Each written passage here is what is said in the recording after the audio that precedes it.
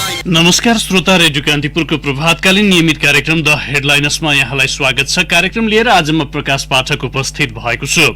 जनचासोका विभिन्न विषयमा अतिथिसँग विचार विमर्श गरिने यो कार्यक्रम तपाईँ रेडियो कान्तिपुरको तरंगमा हरेक दिन बिहान 7 बजेदेखि आधा घण्टा सुन्दै आउनु भएको छ। कार्यक्रममा आज हामी वरिष्ठ अधिवक्ता एवं राजनैतिक विश्लेषक विष्णु भट्टराईसँग कुराकानी गर्दैछौं। कार्यक्रम सुन्दै जाँदा आजका हाम्रा अतिथि भट्टराईलाई कुनै प्रश्न वा जिज्ञासा राख्न मन लागे हाम्रो स्टुडियोको टेलिफोन नम्बर 0155410904 र हाम्रो अफिसियल फेसबुक पेज जहाँ कार्यक्रम लाइभ भइरहेको छ त्यहाँ कमेन्ट बक्समा गएर पनि यहाँले आफ्नो प्रश्न टिपाउन सक्नुहुन्छ।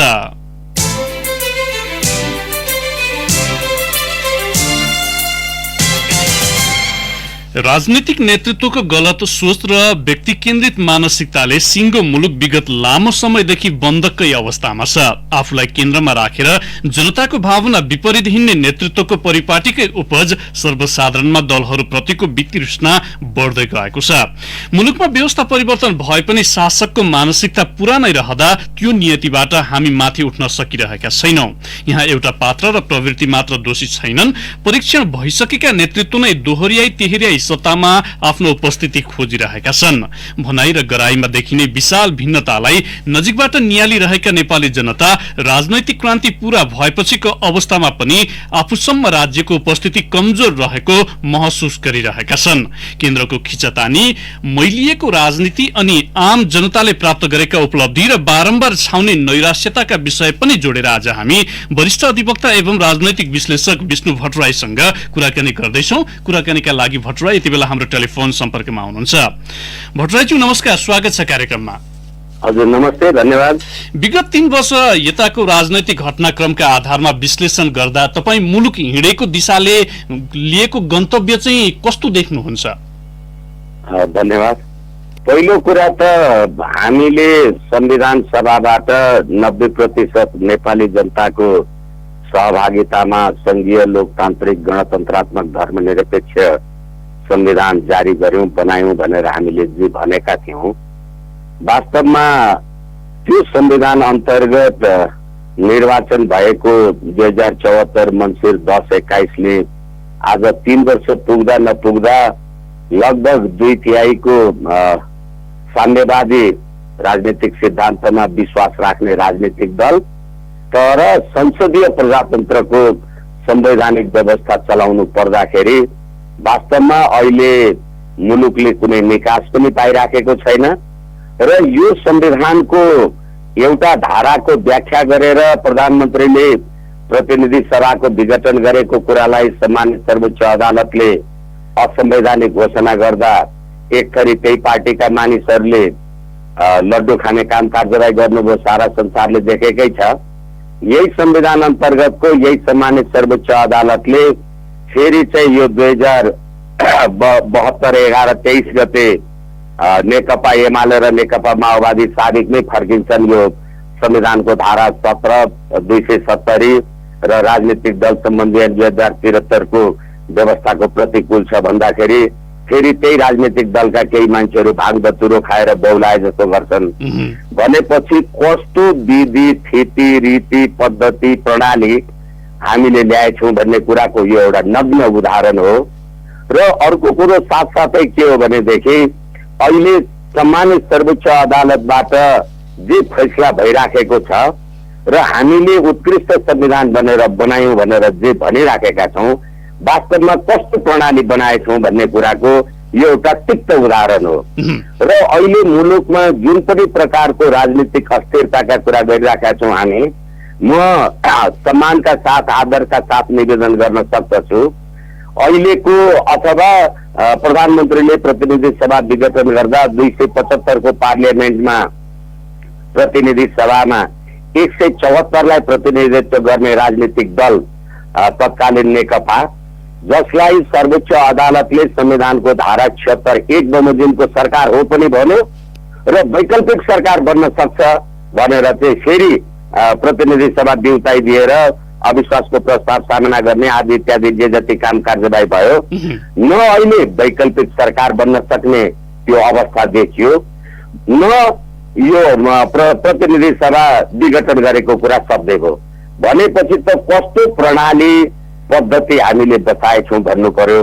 अहिले भर्खरै तपाईँले भन्नुभएको अनुसार पात्र हुई, प्रवृत्ति हुई, प्रणाली मात्रै तलमाथि गरेर नेपाली जनताले पाउने केही पनि छैन र यो सारा कोरोना महामारी लगायतका देशमा यो ट्रान्सपेरेन्सी इन्टरनेसनलका कुरालाई लिएर भन्नुहोस्, ललिता निवास लगायतका कुरालाई भन्नुहोस्, भ्रष्टाचारका अकथनीय कुरालाई भन्नुहोस्, अनि त्यहाँबाट मोहम्मद आफताब आलम जसले चाहिँ जिउँदै मजदुरहरूलाई इटा भट्टामा पोल्यो तिनीहरूलाई उन्मुक्ति दिनुपर्छ भन्ने कुरालाई गर्नुहोस्, यी सबै कुराले गर्दाखेरि यो राज्य प्रणाली अपराधीको राजनीतिकरण, राजनीतिको अपराधीकरण र कसरी सत्तामा टिकिरहने र सत्तामा जाने भन्दा बाहेक नेपाली जनताको लोक कल्याणकारीको व्यवस्था चाहिँ देखिएन। तपाईले यी कुराहरू भनिरहँदा जस्तो संविधान प्रतिका असन्तुष्टिहरू अहिले एउटा दुईटा तहमा मात्र होइन धेरै क्षेत्रमा व्याप्त देखिएका छन् र घटनाक्रम निहाल्दा ती विषयहरू चाहिँ एउटा किनारा लाग्दै अथवा ती कुराहरू चाहिँ राजनैतिक लेनदेनका विषयहरू बन्दै गइरहेको अवस्थामा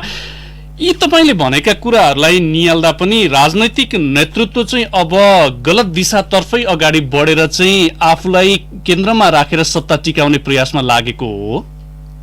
निश्चित रूपमा म फेरि पनि जिम्मेवारीका साथ निवेदन गर्न सक्दछु, अहिले नेपालमा अथवा हामी कहाँ जुन राजनीतिक अस्थिरता यो के नेपाली जनताको कारणले ल्याएको हो? यो राजनीतिक अस्थिरताको कारण यो प्रणाली होइन भनेदेखि, यो संविधान होइन भनेदेखि कुन प्रणाली अन्तर्गत यो काम कार्य भइराखेको छ? वास्तवमा अहिलेको हाम्रो यो संविधानका निर्माता हो, प्रणेता हो भन्ने व्यक्तित्व, नेता, नेतृत्वहरूलाई लज्जा हुनुपर्ने हो।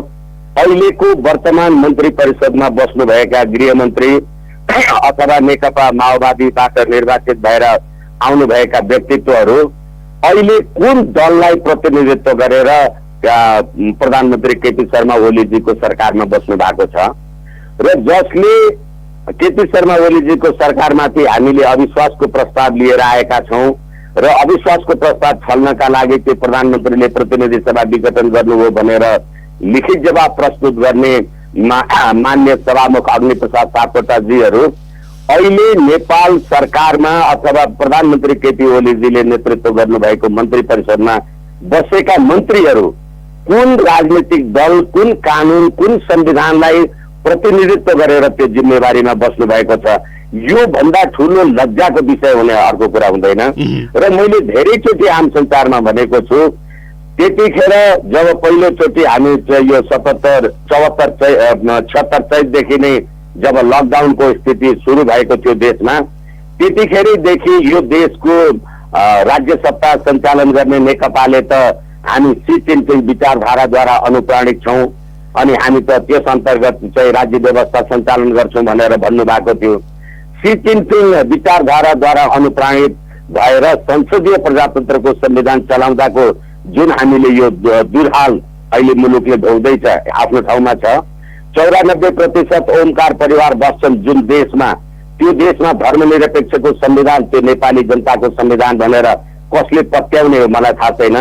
म फेरि पनि कान्तिपुर रेडियो मार्फत आम नेपाली जनतालाई भन्छु, यो संविधानको शपथ ग्रहण गरेर आएका सम्मानित सर्वोच्च अदालतका सम्मान्य प्रधान न्यायाधीशज्यू लगायतकाले गुठी सम्बन्धी मुद्दामा भन्नुभएको छ, मुलुकको धर्म, संस्कृति, मठ, मन्दिर यी धरोहरहरू समाप्त भयो भने देशको राष्ट्रियता समाप्त हुन्छ भनेर भन्नुभएको छ। धर्मनिरपेक्षको संविधानलाई कसले पालना गरिदिने हो? अनि त्यहाँबाट यो देशका प्रधानमन्त्री मुलुक धर्मनिरपेक्ष संघीय लोकतान्त्रिक गणतन्त्र भएको अब 15 वर्ष पुग्दा नपुग्दा पशुपतिमा अर्बौंको जलहारी चढाउन जानुहुन्छ भनेदेखि अब हामीले संविधान कसको इच्छाले बनाएछौँ भन्ने कुराको बारेमा प्रश्न उठेको छ। मसँग संविधान छ, म एक लाइन संविधानै पढेर निवेदन गरेर अर्को प्रश्नलाई रेस्पोन्स गर्ने अनुमति चाहौँ। यो नेपालको संविधानमा हामीले प्रस्तावनामा के लेख्यौँ अथवा निर्माता हौँ भन्नेहरूले के लेख्नुभयो भने संघीय लोकतान्त्रिक गणतन्त्रात्मक शासन व्यवस्थाको माध्यमद्वारा दिगो शान्ति, सुशासन, विकास र समृद्धिको आकांक्षा पूरा गर्न संविधान सभाबाट पारित गरी यो संविधान जारी गर्दछौँ भनेपछि संविधान सभाबाट तपाईँले यो संविधान पारित मात्रै गर्नुभयो, कसले लेख्यो भन्ने कुरै थाहा छैन। हजुर प्लिज। अब तपाईँले यी कुराहरू भनिरहँदा जसले हाम्रो आम जनभावना छ, राजनैतिक नेतृत्वबाट जसरी अपेक्षा गरिरहेको छ, दलहरूको यो किसिमको व्यवहारले उनीहरूको चाहनामा चाहिँ कस्तो आघात पुगेको पाउनु भएको छ? तपाईँले यी कुराहरू भन्नुभयो, असन्तुष्टिका विषय त यो धर्मनिरपेक्षताका विषयमा मात्र होइन, अन्य विषयहरूमा पनि पछिल्लो समय देखिरहेको अवस्था छ।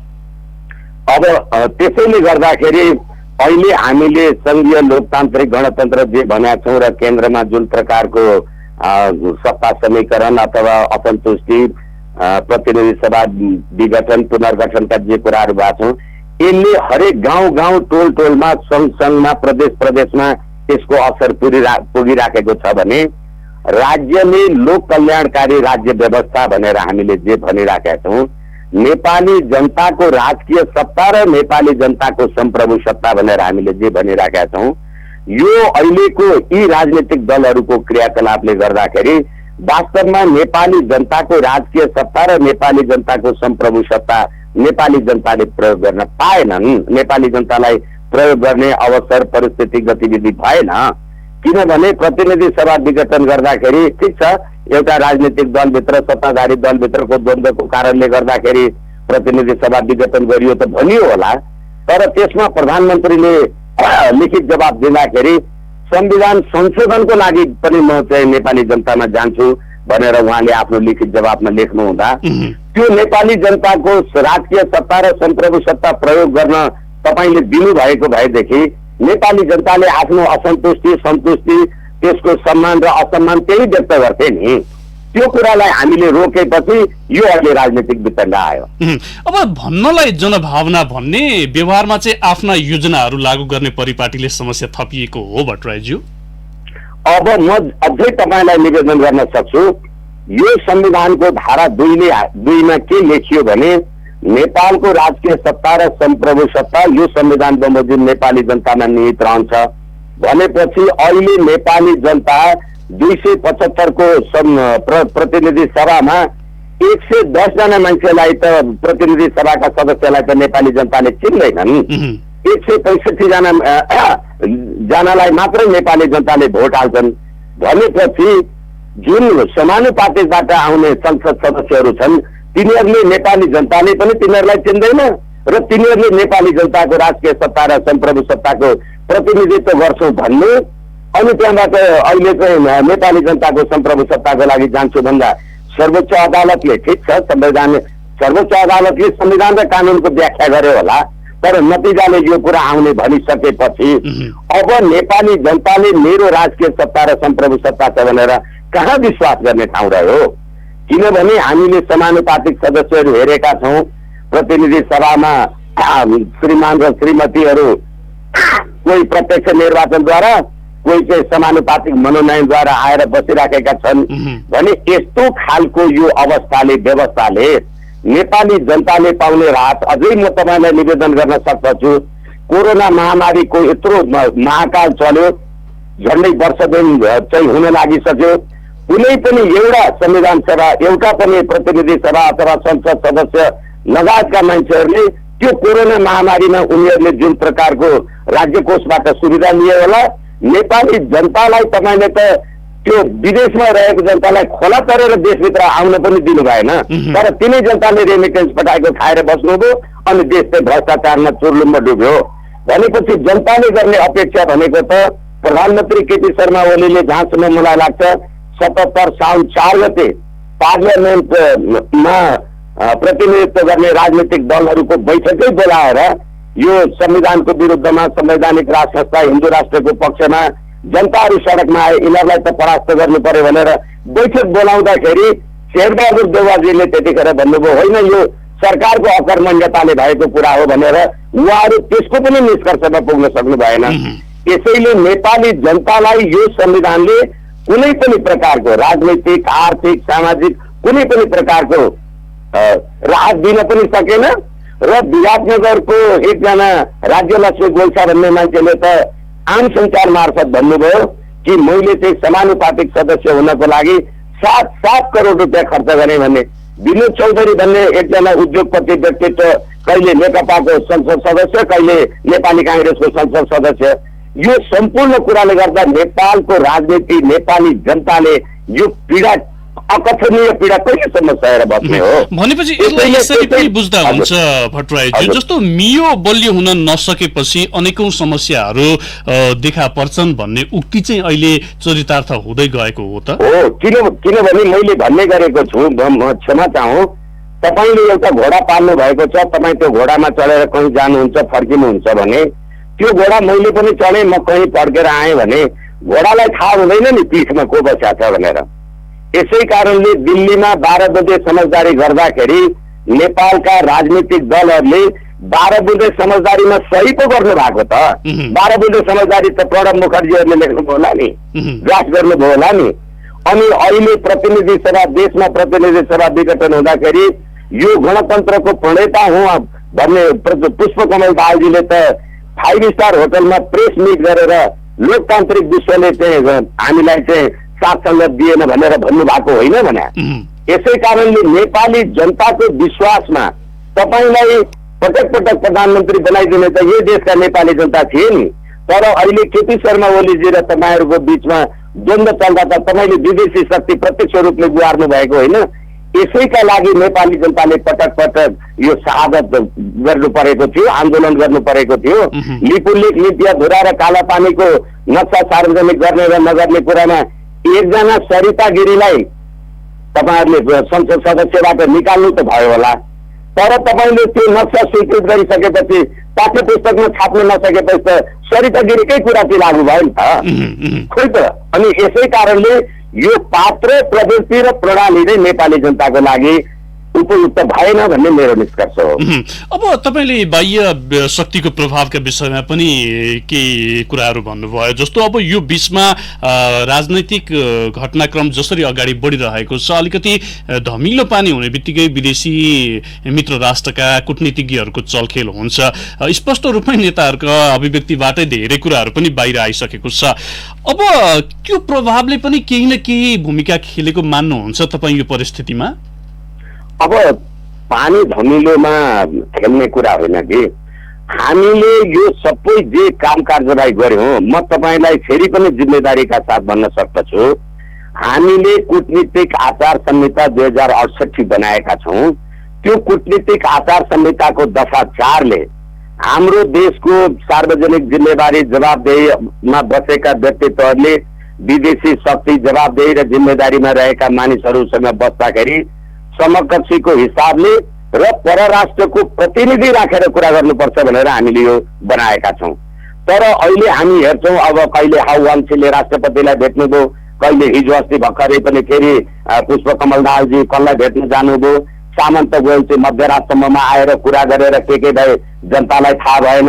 यी सम्पूर्ण कुराले गर्दाखेरि र फेरि मैले भने 12 बुँदे समझदारी तपाईलाई जसले गरिदियो र जसको रोबरमा सही छाप गरेर आउनुभयो, होइन भनेदेखि नेपालमा राजनीतिक परिवर्तन हुँदाखेरि हामीले भारतमा गएर महात्मा गान्धीको शालिगमा प्रणाम गरेर, उहाँको राजघाटमा प्रणाम गरेर आएर नेपालमा पृथ्वीनारायण शाहको शालिग ढाल्नुपर्ने थिएन नि।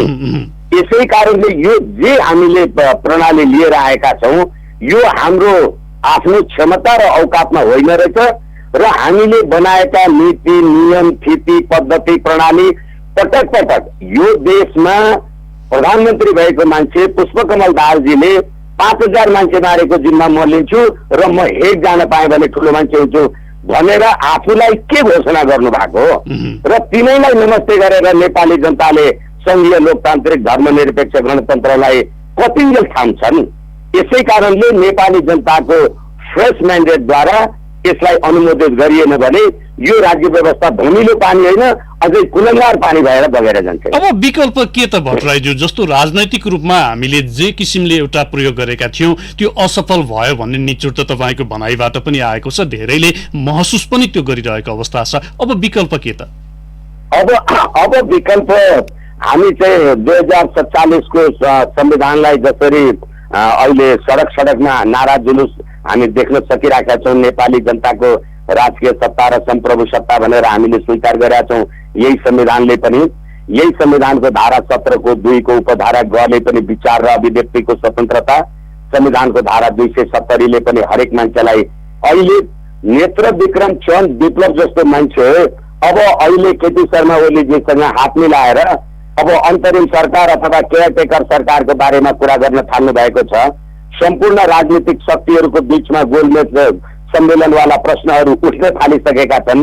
भनिसकेपछि 47 को संविधानमा हामीले जुन कुरा बन्दोबस्त गरेका थियौं अथवा यही 12 बुँदे समझदारीमा पनि गणतन्त्र, संघीयता र धर्मनिरपेक्ष भन्ने शब्दै हामीले उच्चारण गरेका थिएनौं। यो कहाँबाट थोपरिएको राज्य व्यवस्था आयो? त्यसै कारणले गर्दा 47 को संविधान अन्तर्गत नेपाली जनताको राजकीय सत्ता र सम्प्रभु सत्ता प्रयोग गरेर नेपालको राजनीतिक स्थिरता, नेपाली जनताको सुख शान्ति र समुन्नतिमा जानुपर्छ भन्ने मेरो आफ्नो मान्यता हो। भट्टराईजी, यहाँलाई केही बेर कार्यक्रममा रोक्नुपर्ने बेला भएको छ। हामी छोटो ब्रेकमा जान्छौँ। ब्रेकपछि श्रोताका जिज्ञासामा केन्द्रित रहेर हामी थप छलफल गर्नेछौँ। कृपया छोटो समयका लागि टेलिफोन सम्पर्कमै रहिदिन यहाँलाई आग्रह गर्दछु। अहिलेलाई भने ब्रेकको पालो। ब्रेकपछि पुनः स्वागत छ। तपाईँ रेडियो कान्तिपुरको तरंगमा कार्यक्रम द हेडलाइनर्स सुनिरहनु भएको छ। कार्यक्रममा आज हामी वरिष्ठ अधिवक्ता एवं राजनैतिक विश्लेषक विष्णु भट्टराईसँग कुराकानी गरिरहेका छौँ। भट्टराईजी, यहाँलाई कार्यक्रममा पुनः स्वागत छ।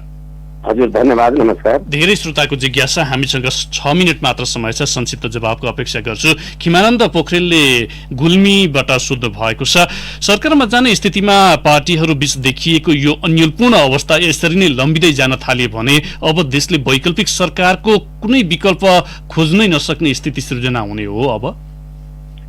निश्चित रूपमा, किनभने 174 को प्रधानमन्त्री केपी शर्मा ओलीजी हो भन्दा भन्दै वैकल्पिक सरकार बन्न सक्छ भन्ने जे फैसला आएको छ यो आठौं आश्चर्यको कुरा हो नि।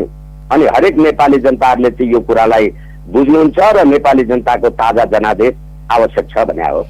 मेघराज पौडेलले सप्तरीबाट सोध्नु भएको छ, भनिन्छ वर्तमान संविधान अधुरो र अपुरो भएकै कारण विदेशी र देशी शक्तिहरूले चाहिँ धमिलो पानीमा माछा मार्ने काम निरन्तर गरिरहेका छन्। देशले अस्थिर राजनीतिको बाटो पनि लिइरहेको छ। साँच्चीकै यो संविधान अपुरो नै देख्नुहुन्छ कि यो कमजोर पक्ष चाहिँ के हुन् कि तपाईले हामीलाई भन्न सक्नुहुन्छ भनेर सोध्नु भएको छ उहाँ। निश्चित रूपमा the constitution is the changing mode of society.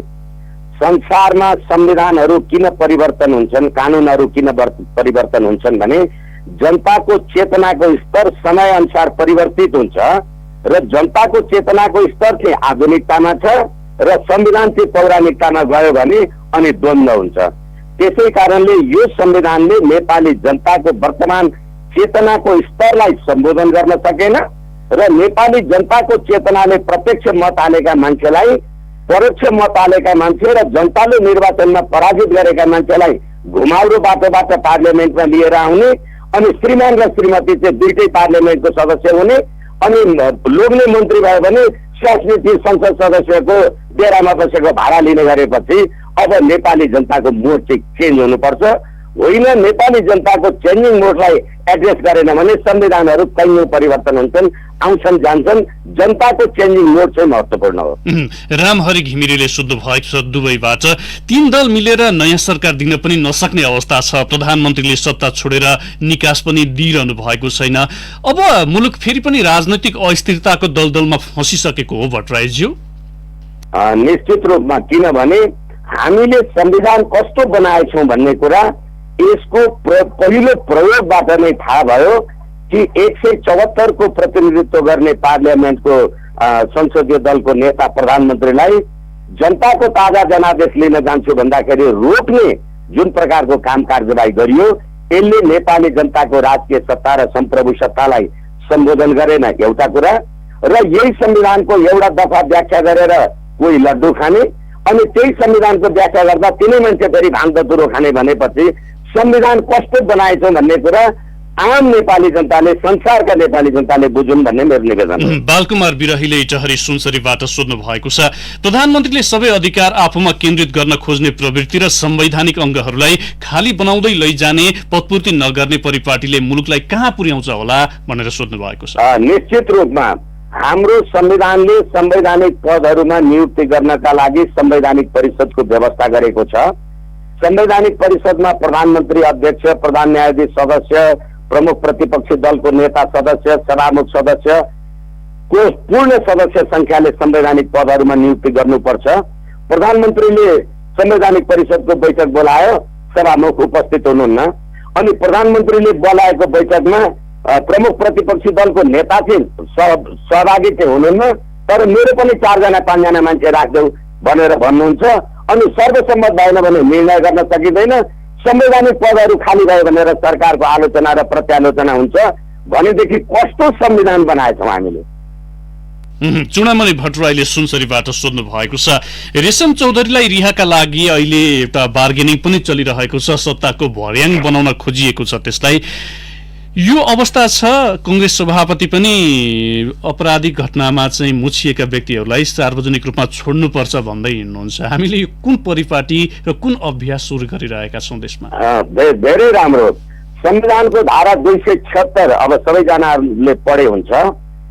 कुनै अड्डा अदालत न्यायिक निकाय कहीँबाट कसैलाई कसुरदार ठहरियो भने त्यसलाई माफी मुल्तवी गर्न सक्ने व्यवस्था संविधानको धारा 276 मा छ। तर तपाईले रेशम चौधरीलाई माफी गर्नु होला। तपाईले माफी कसलाई गर्दै हुनुहुन्छ भने जो अपराधी थियो त्यसलाई माफ गर्दै हुनुहुन्छ। अपराधीलाई माफ गर्ने संविधान ल्याएर संघीय लोकतान्त्रिक धर्मनिरपेक्ष उत्कृष्ट संविधान 94% नेपाली जनताको संविधान भन्ने कुरा जे लेखेको छ त्यसको चिरहरण हो। होइन भने अदालत किन चाहियो? न्याय प्रणाली किन चाहियो? यो 60,000 उजुरीहरू त सत्य निरूपण तथा मेलमिलाप आयोगमा छन्। प्रचण्डजी लगायतका तत्कालीन राजा ज्ञानेन्द्रको शासन सत्तामा बसेका मान्छेहरू विरुद्धमा पनि त उजुरी छन्। तर अपराधीहरू सिंहदरबारमा बस्छन् अनि पीडितहरू सडकमा बसेर तिनीहरूलाई सलाम गर्छन्। यही होइन हामीले ल्याएको संविधान। झापाबाट युद्ध प्रसाद लामी छानेले सोध्नु भएको छ, संसदीय व्यवस्थाको अपहरणको प्रयास भएको हो कि अपहरणै भइसक्यो भनेर सोध्नु भएको छ। संसदीय व्यवस्थाको अपहरण हुने प्रश्नै भएन, तर संसदीय व्यवस्थाका स्थापित मूल्य मान्यतालाई हामीले जे पराजित गर्न खोज्यौं, यो अहिले एकछिनलाई मान्नुहोस् तत्कालीन राजा वीरेन्द्र राज्य सत्तामा थिए। मदन भण्डारीजीले मुकुट खोलेर चुनाव लड्न आऊ भन्दा राजा वीरेन्द्रले पक्रेर थुनेनन्। त्यो वीरेन्द्रको श्रीपाद समेत खोसिदियो होला। तर अस्ति भर्खरै प्रतिनिधि सभा विघटन हुँदाखेरि रामकुमारी झाँक्री भन्ने एकजना यो समानुपातिक सदस्यले राष्ट्रपतिजीलाई केही भन्नुभयो भनेर पक्रेर थुनेर राखेन। नेपाली जनताको राजकीय सत्ता र सम्प्रभु सत्तालाई यो संविधानले कहिले सम्बोधन गर्यो? नेपाली जनताको राजकीय सत्ता र सम्प्रभु सत्तालाई सम्बोधन गर्दैन भने त्यो संविधान, त्यो संसदीय प्रणाली नेपाली जनताको प्रणाली नै हुन सक्दैन। हवस् त विष्णुज्यू, हाम्रो कार्यक्रमको निर्धारित समय सकिएको छ। यहाँको अमूल्य समय र विचारका लागि यहाँलाई धन्यवाद छ। हस्, मलाई पनि मेरा अभिव्यक्ति राख्ने अवसर कान्तिपुर एफएमबाट उपलब्ध गराइदिनु भयो। तपाईहरूको आत्माभित्र रहेको परमात्मालाई प्रणाम गर्दै म मेरा वाणीलाई विश्राम दिन्छु। धन्यवाद। हवस् त श्रोता, आजका लागि कार्यक्रमको निर्धारित समय सकिएको छ। कार्यक्रममा आज हामीले वरिष्ठ अधिवक्ता एवं राजनैतिक विश्लेषक विष्णु भट्टराईसँग कुराकानी गर्यौं। फरक प्रसंगमा अर्का अतिथिसँगको छलफल लिएर भोलि फेरि आउनेछौं। आजको कार्यक्रमबाट न्यूज डेस्कका सबै सहकर्मीसँगै प्राविधिक मित्रहरू रवि श्रेष्ठ र दीपक सापकोटासँगै म प्रकाश पाठक पनि बिदा हुन्छौं। नमस्कार।